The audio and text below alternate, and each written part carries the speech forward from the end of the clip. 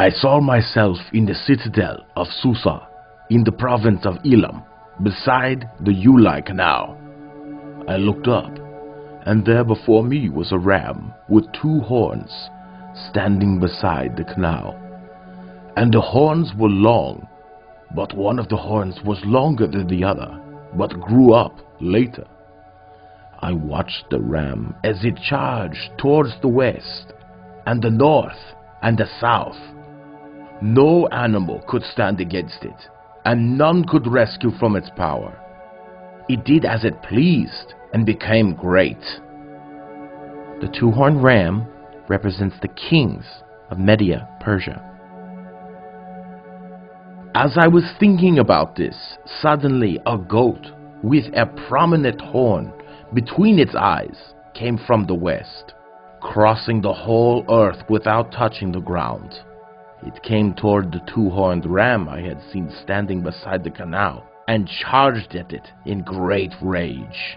I saw it attack the ram furiously, striking the ram and shattering its 2 horns. The ram was powerless to stand against it. The goat knocked it to the ground and trampled on it, and none could rescue the ram from its power. The shaggy goat is the king of Yavan, and the large horn between its eyes is the first king.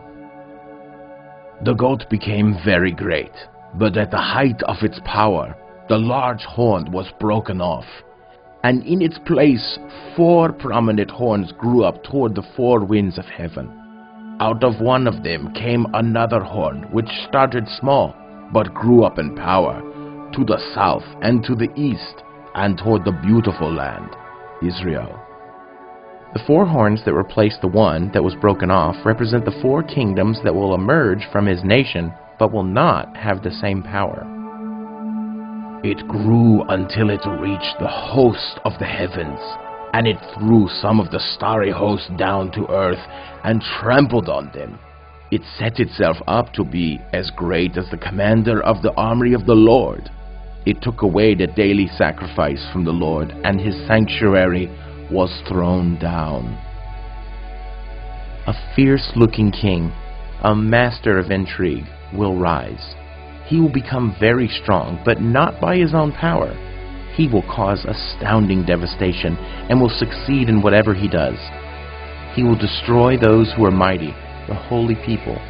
He will cause deceit to prosper, and he will consider himself superior.